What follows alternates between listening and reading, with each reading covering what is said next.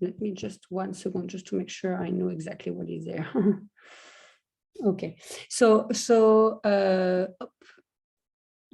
okay, so again, and I'm really sorry about that. No worry. So in the comment, I will do the live translation of the slides. No, but I will try to say in English everything. So basically, this is this showing the emission, the global emission, the global GHG emission. And basically what has been decided, that you all know, it's really that we know that the 10 coming years are going to be very, very important, that we definitely need to stop the peak. So the peak was supposed to, the Paris Agreement says that the peak was supposed to be in 2 years ago, which is still not the case. The Paris Agreement was saying that we should halve the emission by 2030 and become carbon neutral by 2050.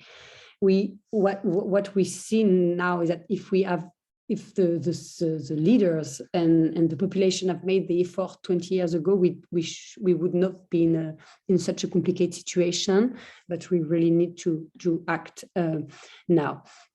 We are seeing some progress right now in renewables and other type of energy that are carbon neutral or very low impact, but the fossil fuel are still continue to grow. And so we are very far from what we should know. What is important is to set the target first, and that's why the Paris Agreement was so important, because it was the first time where we set the right goals and everything. At C40, what we have worked since the Paris Agreement, we have done is that really all of the 100 cities of our networks, so all of the major cities, had to develop a climate action plan aligned with the goals of the Paris Agreement. So all of these cities have developed this now. It was mandatory to stay in the network and to work in parallel on their adaptation strategy. What has been very important is to say that for now the climate action has been really treated as a separate topic in the city, in the government, and in the city as well, as one specific team working on specific research or activities and everything, but absolutely not integrated in the core of the governance and on the program of the cities and nation. And that's what we need to change. One of the very interesting example that we could refer is, and we work quite a lot on this at C40 right now, is what we call the climate budget that has been initially developed by the city of Oslo in Norway. And basically the objective was really to say how we can treat in a way the GHG emission the same level as money, saying that we need to really put the climate objective at the heart of the organization and the decision making of the city. So what the city of Oslo has done is basically asking so if you work in a city or if you work in a nation, every year you have to put together your budget, explaining so the amount of money you are going to use, and to break it down to the different activities and projects you will develop and everything. They have done exactly the same with GHG emission, identifying each year the amount of CO2 emissions they will be able to release, basically, and to they track every decision of the city, as we do with money. Every decision of the cities, they change the menu of the school. They identify what does that mean in terms of CO2. They build a new school. They identify what does that mean in terms of CO2 and everything. So the idea was to track every decision of the city and to check and to make a CO2 GHG assessment of this specific project and to align it with the overall budget. And these, they ask it to be developed by the finance team of the city, and basically to do it exactly in the same way they were tracking the budget and the money in their city. This methodology has been quite successful, a little bit harsh for the city, a bit heavy, but has been quite successful and is now being reproduced in approximately 10, 15 cities across the world, and some nations are also considering using this model for emission.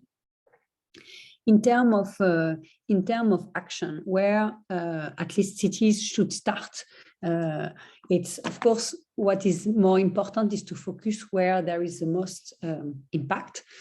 And in terms of emission, we commonly say there is three main categories of emission. The building, which is at the global level, it's 40% of the emission. If you look only at city level, it's more than 50% of the city emission. Of course, it varies a lot from one city to another. If you live in Reykjavik, for example, where all of the buildings are connected to the geothermal energy, it's very low, and transport is the most contributor. If you look at a city like New York, for example, it's 70% of the emission of the city today, the energy used in their building. The second category of global emission is definitely transport. So after the emission around 40%, transport is 30% of the global emission, and then the waste, but it's less, it's much less than the two first category. So what are some examples of what cities has done to reduce emission in these three categories of emission? So basically, probably one of the leaders today is to work on building is in the city of New York, who has really developed a very holistic approach to retrofit all of their building in the coming decade. So basically, they made it mandatory for every building owner of the city to retrofit their project, and this come with some financial incentive, tax support, and also guidance and everything. So they work and they work on it quite hard, and also just for the interest, they also work quite a lot on so it's not just about retrofit, it's also about the floor, the top of the roof of the building. So basically, as part of these rules, they say that every roof of building needs to have a climate role. So either if it's not visitable, if it's not rooftop, it has to be either for renewable energy production or for green vegetation, which is important in terms of retrofit and a bit for emission reduction. The second example on transport is about, of course, it's electrification of the transport system, of the public transport system. So there is plenty of cities across the world where subway is still a very expensive and rare projects. So, but for example, in Latin America, they are accelerating well on electrification of the bus system. And at the same time, there is how we could act on the private vehicles with a project like the low emission zone that has been first pilot in London, and that we know now they have basically 2 levels of low emission zone, and that we are seeing being replicated with different model and system all across the world. On waste, the leading city is definitely San Francisco. They have started already 20 years ago, and they are really on the road to zero waste approach. That being said, the first year has been very productive, especially to separate the organic waste with the other waste, which make all of the treatment of the waste much more efficient. But the difficulty now is really the plastic, because there is so many different types of plastics that even if they collect it, is very complicated to retreat and everything. At the same time, on the other part of the slide, we can see how also this problem is not just a non-environmental problem, but it's really an equity aspect, because some of the cities across the world are really facing a very problem to treat and to have all of these wastes being put in their landscape and cities. This is basically the theory. The theory that we have been pitched to the city since 20 years. That being said, so basically all of this discussion was mainly focusing on these three categories of emission, but also was really focusing on, okay, what we can do to make it, to tackle these three categories of emission.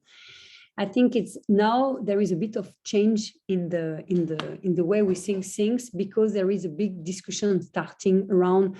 It's not possible to imagine that technology will save the world, and we definitely need to decrease, and to also all of the discussion around the sobriety and everything. That's really something that is coming huge, and that's to be integrated in the city's strategy. So basically, in terms of construction first, we know that in the past, all of the emission connected to what we call the embodied emission, which is the emission from the construction itself, has not been at all integrated. So it was only the energy used to power the building.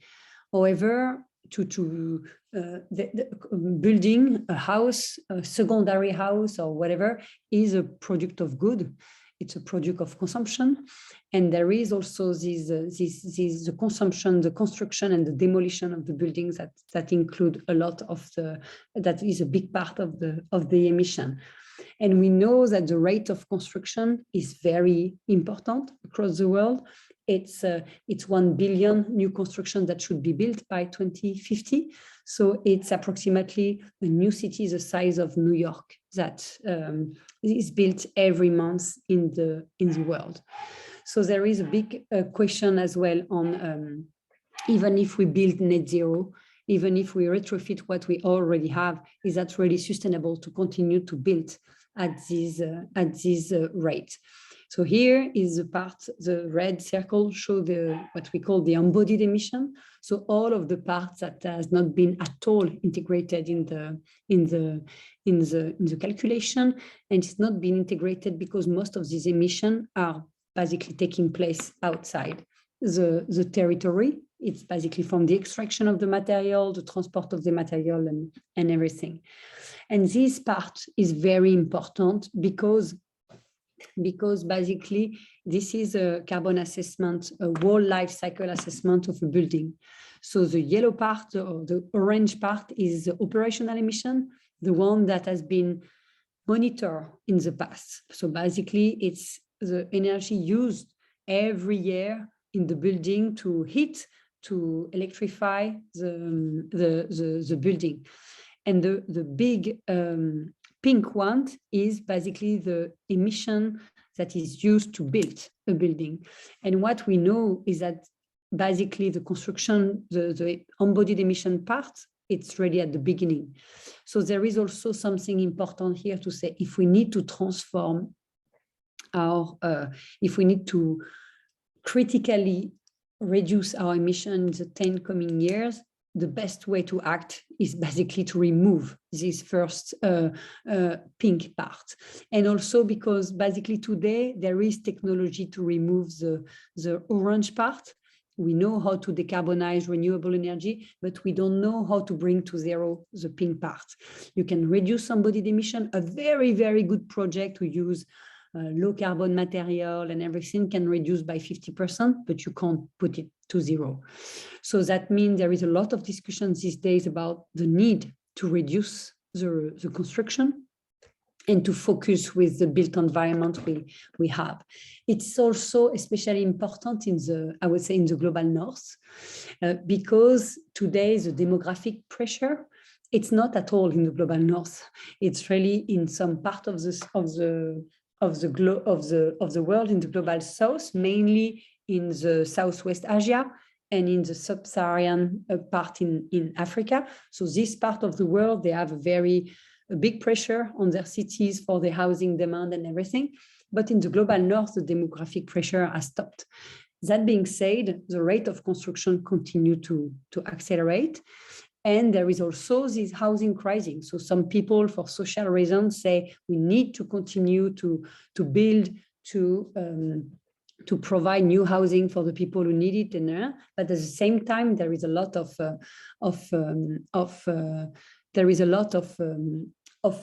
studies that show that our buildings are half empty. Basically, there was a recent study showed in Paris showing that the average use of a building is 40%.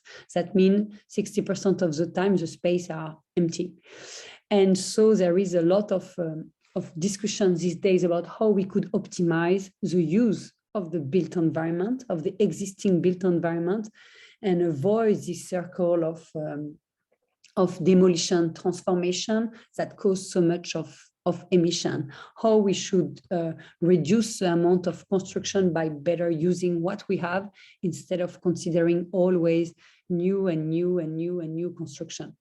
And this is very important because today all of the buildings that are demolished, they are not demolished because they have, not all, but 95% of the buildings that are demolished, they are not demolished because they have structural problem. They are demolished because they are the aesthetic is not working anymore, or the use is not adapted anymore. So basically, you have built a commercial housing or commercial building, and you want to replace it by housing building.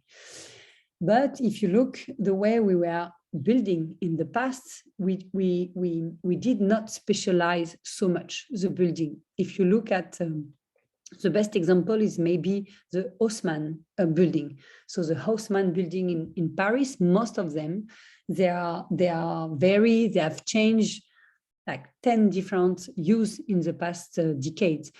They have been offices, and then they have been turned to housing, and then to a commercial space and everything. And so their longevity, if we can say that in English, their longevity is not in their structure.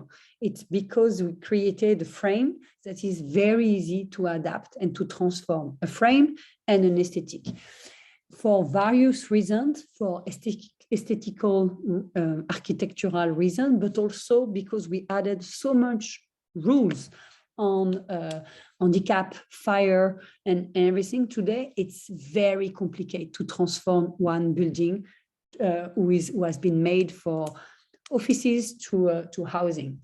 And it's a big challenge for us because for cities, because especially now after COVID and everything, the acceleration of the hybrid working, nobody knows how people will work in 10 years. We have seen things change so much. So, and at the same time, so the way of living of people change a lot, but at the same time, building an urban project is 10 years. So basically, they develop projects that are outdated before starting or before being delivered. So there is really a big things about, maybe we should maybe not stop, but at least in the global north, or where there is already a lot of vacant space, we need a form of Marshall plan to audit what we already have, to see what can be transformed, and if we need to build, we need to build space and can be flexible, reversible, adaptable, and not things that are going to be demolished in 50 years because their aesthetic or their function is outdated. So there is a lot of example here I could show, and actually there is one example of one neighborhood in Paris, Port de Montreuil, where they are building the first 100% reversible neighborhood. So all of the building, and in a way it seems to be very innovative, but basically Haussmann did it a long time ago. The second discussion, which is everywhere, is about this idea of, okay, so build, so basically the idea of maybe we should reduce the construction, but also there is, maybe we should also reduce our amount of travel. We became crazy.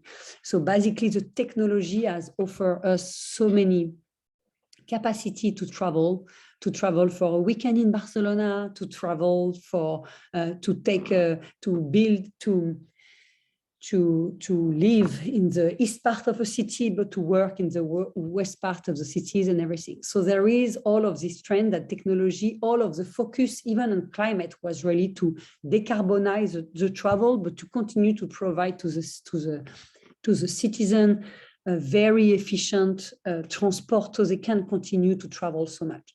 But there is a little bit similar trend, a discussion about, should we maybe think how we can reduce our amount of travel? And I think this is very necessary. And all of the discussion these days about the 15-minute cities that has been developed by Professor Carlos Moreno, but to be honest, by many others before. Portland, Melbourne was working on the concept already. But since the pandemic and the acceleration of the hybrid working, there is really something about, we need to change the pyramid of priority of mobility.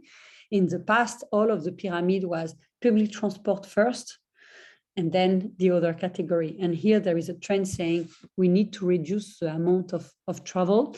This means putting active travel first. This means also creating in each neighborhood, making sure in each neighborhood people can find the essential amenities, facilities, services they need, so they don't have to travel when they don't want to travel. And this is this is something that the cities has been very interested in, and then they start to map and they start to work with, and also trying to develop a lot of co-working space or third place where people can work close to where they live without necessarily being able need to commute and everything. The third, Hélène, just to let you know, like you already did a bit more than 25 minutes of presentation. So if you want, you can still present like maybe 5 more minutes to keep some time for the, okay, thank you. Just this one, because I think it's very important. This one is about in the same idea of thinking a little bit out of the box, and not always for doing the initial presentation I did. I think it's also about how we account, how we calculate emission. For years, and even until now, when a country, and even the Paris Agreement goals, all of the country, when they say, I'm going to be carbon neutral in 2050, 2030, what do they account? What do they calculate? Basically, they calculate the emissions that are produced on their territory, which is very important, but most of the emissions are not basically produced on their territory. And so basically, if the emission from your t-shirt, the emission from your food, the t-shirt from your laptop, they are not produced on your territory. And for now, the way it has been calculated is that the country who produce these goods that were responsible of their emission. And I think it's very important now to include in the assessment of in the calculation of the emission, the imported emission of all of the goods and services that the people of the territory consume. And actually, all of the recent we have done some research recently that have shown that if you include in the global north, in the developed countries, as we say, if you include the imported emission, so the emission that has been produced outside your territory for all of the good people consume, you can more than double the emission of a territory. And so basically, we would need to reduce them a lot, and it's still growing. So for example, a city like Copenhagen, which is, the city that everyone says that's the best city of the world in terms of emission and everything, their target is to be carbon neutral by 2025. Today, if you include consumption-based emission, so imported emission, basically it still continue to grow. So that means we really need to transform totally as well the way we build things, we buy. And that's probably the main challenge that is not at all or very few discussed today, and that we need to focus on. And just to finish my presentation, I really like this sentence. It's basically George Bush's father who pronounced this sentence. It was 20 years ago at the ancestor of the COP.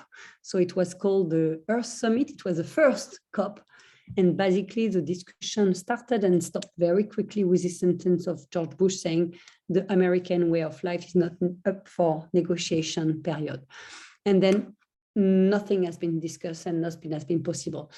We know now that technology is part of the solution, but without a way, without changing the way we live, the way the house we built, the way we move, the way we buy, we are not going to make it. And I stop here. Thank you. Thanks a lot, Hélène, for this super interesting presentation. It's also super relevant, actually, what you just said, because half of the cohort will work on the Champs-Élysées, about this transformation of Champs-Élysées, and it's obviously a commercial avenue. So this is also something that could be taken into consideration. So it's also super interesting for this. So really, thanks, Hélène. Well, as usual, if you have any questions you would like to ask, feel free to raise your hand, and don't forget to introduce yourself to Hélène just before asking your question.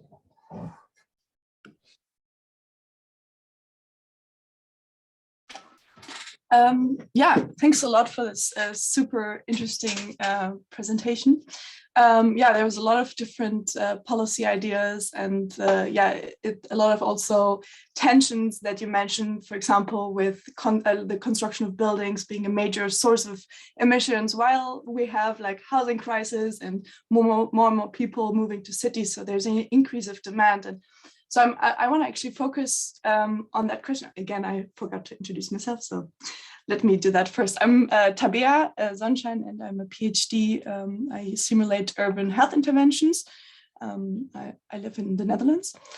So coming back to the question, I would be really curious because basically part of what is hindering this shift of thinking about only new construction to thinking about reuse and adaptation of buildings is that there are wrong incentives on the financial markets, right? Like real estate has become like an asset for investors in many places. So what is needed is also really like some financial regulation to shift these incentives, right? But cities sometimes don't have this legislative authority to regulate finance and stuff. So my question would be, how does like C40 tackle that? Do you work also on national levels? And yeah, what is the action that is happening in this part? And yeah, I have another question, but maybe you can answer first. Actually, the topic is quite it's a complicated one, and not one single authority has the answer. But cities have things they can do. First, there is, I'm thinking of Los Angeles, for example. Los Angeles, they have developed a specific, I don't remember the name exactly of the policies, but basically they provide much more incentive and tax support and everything for projects that would keep the existing building to also and also to invite developers and everything to transform them, to reuse them and everything. And actually they did it for the environmental aspect, but also for the historical aspect and the patrimonial aspect, because there was a lot of buildings that were teared down without, just because it was more economically viable for them to do so, but actually it was a loss for the city. So there is this type of thing. The other things that I think is key is something about fighting the reason of empty building. And there is a lot. That's all what I said about the fact that they are very specialized and everything. That's more the national level. So basically there is first very small discussion about how we can try to harmonize a little bit the legislation, the fire legislation, for example, between a housing building to an office building and everything, to avoid this specification of building and everything. But there is a lot of other reasons. For example, Airbnb. In some cities, Airbnb create a lot of empty space, and there is this type of speculation where people prefer to keep their housing, their building empty than really renting them out. So basically, in parallel, you have to create other. There is a lot of discussion, more national level, about secondary housing. This is really a big topic. And if the SHIFT program, for example, in France, say one of the things that we should first do, it's basically tax like crazy secondary housing, because there is plenty of place where we continue to build for the local people, while basically all of the old housing and everything are empty because they are being used by people who go there twice a year. So there is all of this discussion. I think we need to understand why, like to study the big picture, why buildings are empty, and there is not one only reason. There is many reasons. And to see how you can act on that. Some part are city level, some part are national levels, and other. Yeah, super interesting. Yeah, I think also in the Netherlands, or I don't know if it was the Netherlands or Amsterdam, but they oblige new house buyers to live in the house that they bought for 7 years before they can rent it out. So that also prevents this kind of secondary home crisis. And Amsterdam is definitely one of the cities where all of these embodied emission, all of these aspects is definitely, with Oslo maybe and Vancouver, one of the leaders in the topic. Yeah, really interesting. If I can, maybe I can ask a second question. It would be about this 15-minute city, because we actually did have a little bit of a debate within our emerging leaders group about the 15-minute city, and also looking at the pros and cons. And a lot of the criticism, for example, is that it can actually reinforce segregation by keeping people within their neighborhoods, and also that, it's a little bit too much focus on one level of distances to travel, and that we should actually give people the choice and look at what they need. Some people would need to travel larger distances, and that shouldn't be blocked. But I think there's also a lot of the misunderstanding of what the 15-minute cities means, right? That it's not only focused on the very local, but basically, hearing that idea again led me to wonder in how far these social consequences of climate actions are also considered, and and how far this there's a larger sustainability concept that is applied, or in how far it is really focused on this carbon emission reduction. And so that a little bit of a larger question in that regard. Two things on that. First thing, one thing is very important, at least for me, because I'm a urban planner and everything. But first, the last IPCC report highlights the importance of urban planning. For years, all of the climate impacts, the emission was really sectoral, like building, transport, and everything. But basically, we know now that the way cities are organized is basically the key. And they say it's approximately, we could reduce 25% of emission just by organizing the cities and everything. On the 15 minutes, I'm not going to start in the discussion because we all know it's going to.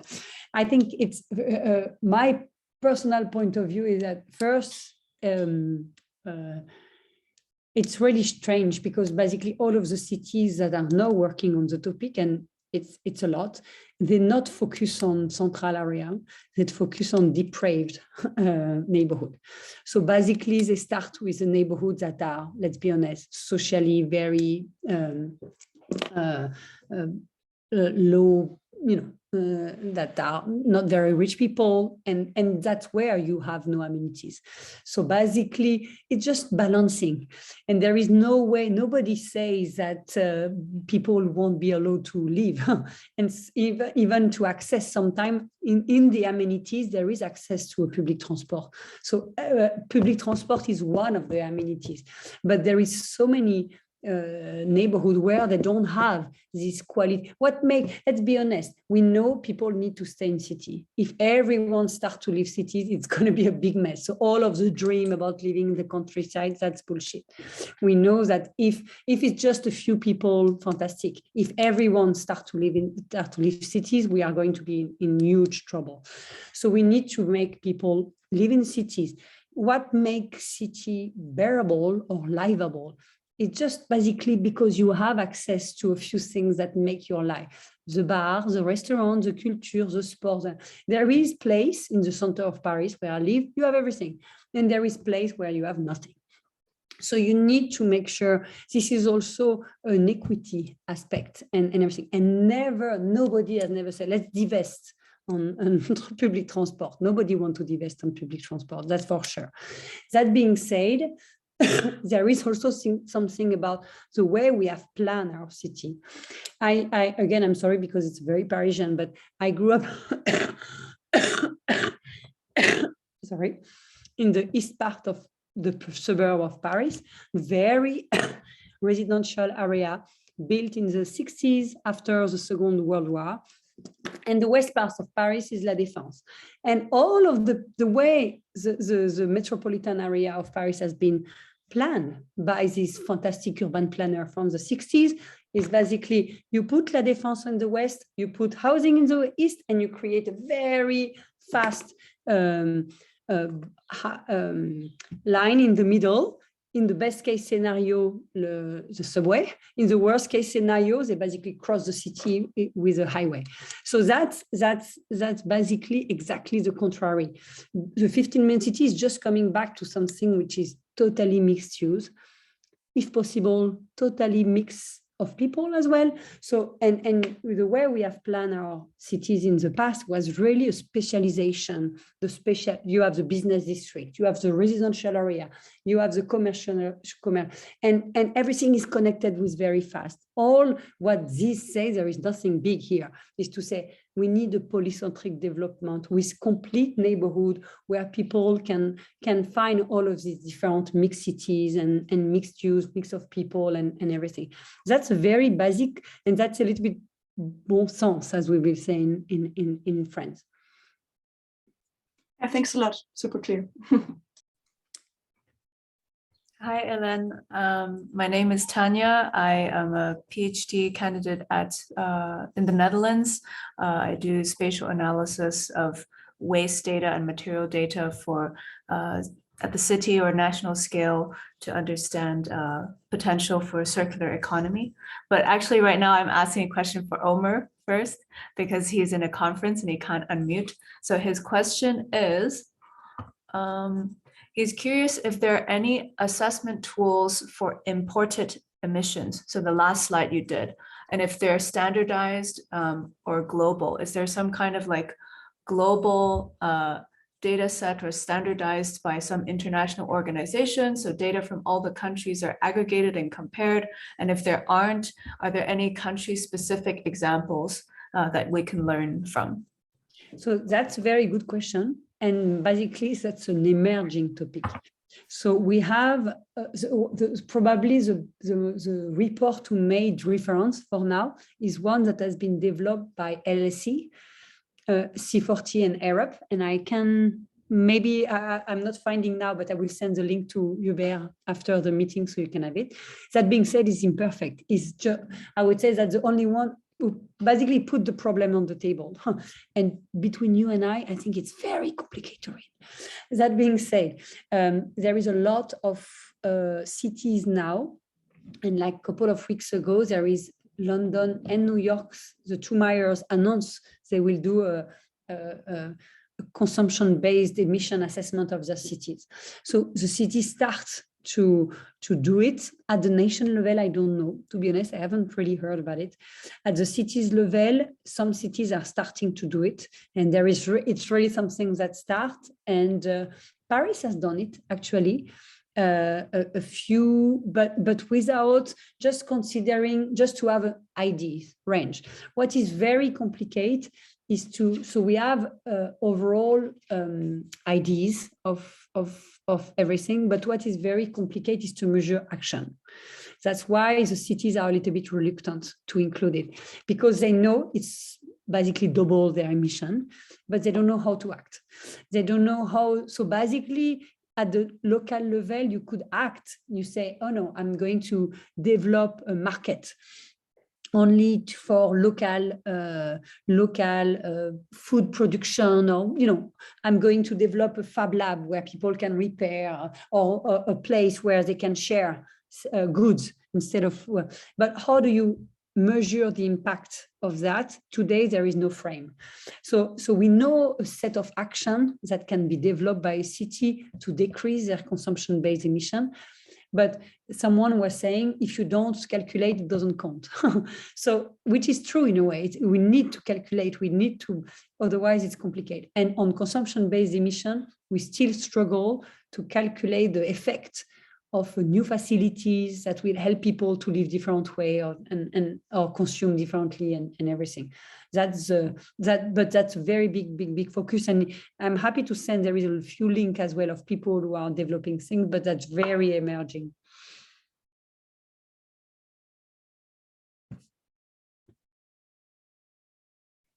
Yes, Gabor? I think Tanya had her own question too, right? Oh, I changed my mind. There's only 5 minutes left, so I'll let you go ahead. Okay. Yeah. So, hey, I'm Gabor. I'm an IoT engineer in Taiwan, and what I got from the presentation, like the main idea, is that if we want to meet our climate targets, we'll have to work together, like everyone, cities, national governments, companies, old people, young people, rich people, poor people, everyone. And I was wondering if you have any specific suggestions for technology and urban planning savvy people, like parts of our group, where we can make the biggest impact.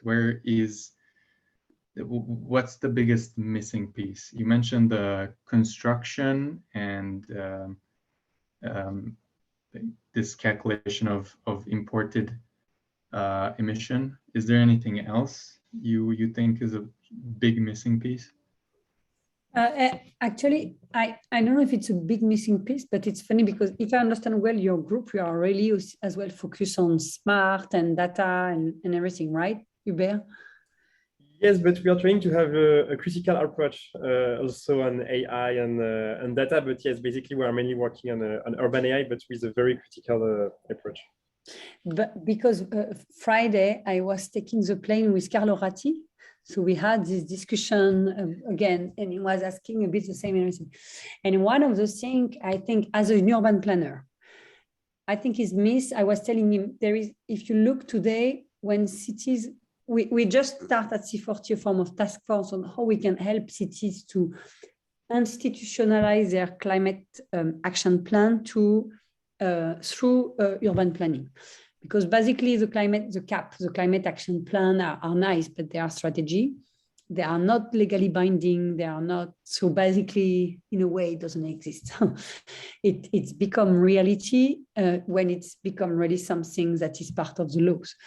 And urban planning policies are basically a very important tool where you can mainstream, institutionalize some of these objectives and everything. And I was telling him, today a city, when they develop their zoning, their planning policies and everything, they have most of the specialized data. They have it. So they know exactly a specialized data of the heat wave. They know, they have the specialized data of the flood. They know the specialized data on pollution, but they don't know the specialized data of the emission. So you know how many CO2 emissions you have in a city level, but you don't know how it is specialized in the city. You don't know. It doesn't have impact in a way because it doesn't affect only you. It's not because your building is a big contributor that is causing a problem. That being said, it would be super interesting to have it to prioritize. We need to prioritize action. And for example, you imagine we need, for example, to focus on retrofitting of building. You see the New York measure I was mentioning. Today it's like everywhere now. No, it's hard. But if you are able to say basically today, because they are connected to a heat system that is quite consuming, because their building is not very, it has a lot of problem and everything. At the end, this building is a big emitter, is a big contributor. And actually, if you could have this spatialization of the emission, that could be an interesting way to help cities. And he was telling me that they start something on street. But I tell him that I think street is less, because basically and he was very interested because when there is a car going in the street, you can say how much the emission, data, whatever. I don't understand anything, more than me. They can identify how many emissions is street. But I say basically car, because they change always. If you know the number of car and you know the average of the, can I say, the average emission of the car in this country or in these cities, you have a good idea of the emission of the street. But the building is fixed, so you don't know it so much, and that's really something where you could have an impact. So that was one of the ideas that emerged from a discussion from Friday. I don't know how good it is, but thank you. Ruth? Yeah, just a really quick question. I know we're almost out of time. My name is Ruth Nelson, and I'm doing a PhD at TU Delft on urban inequality in the Netherlands. My question is actually just a very practical one. You say that you work with many cities around the world, and I was just wondering what departments you work with specifically, what departments you work with specifically, because there are lots of different departments in cities, and do you help them more with just sort of providing information and analytics, or actually like helping them to form specific policies to tackle some of these issues that you've spoken about today? So basically C40 again is 300 people. We have specialists on all of the different topics. So we have the specialists on food, on waste, on So basically the idea we have the idea of this work network is that we have the contact with the mayors, the office of the mayor, and then we have the administration specialists. And for each city, we have approximately 30, 40 different contacts. In my area, the main contact is urbanism, architecture department. and that's most of my contact. Plus the primary contact of C40 is generally mayor office or environmental department. So I would say that the three. My colleague who is a specialist in adaptation and sea level rise or whatever, they may have another contact in another city. In terms of what we do, basically we do plenty of things, but we share the practices. So Oslo has done that, Amsterdam has done that, and we all also help them to shape specific policies. So basically to take an idea of a policies and make sure it works in their specific local, national context. The budget, the climate budget I was mentioning, this is something that Oslo has developed. It's not really a policy, it's more a tools that the city can use. Now we are discussing with 20 cities. We start by making sure Oslo can explain the difficulties they face, because most of the time the difficulty is more interesting than the success. And you only discuss that in a closed door. So that's what we do, where it's complicated to do that. And then we have specialists who work with each of them to see if it's applicable in their city and everything. And it's on all of the different topic that, so the idea is, yeah, I don't know if I answer your question. Yeah, definitely. It sounds like you're an information sharing network, and it really depends on the specialists that exist and the contacts that you have within the city, and you're sharing these kind of global insights, I suppose, connecting between the different cities. And yeah, it sounds really, amazing. Thank you. I think we are good with the question. Really, thanks a lot, Hélène, for this super inspiring session. It will also be very helpful for the final project. Next lecture, will be next week, actually, with climate change AI, and this time it will be more AI-centric. We'll try to understand how machine learning can be used to tackle climate change. Super interesting organization, Climate Change AI. And Friday, we will have a collective intelligence session. If you want to push some topics for the collective intelligence session, feel free to let us know on Slack. Yeah. Thanks, everyone. Bye, and thanks again, Hélène. Bye-bye. Have a good day.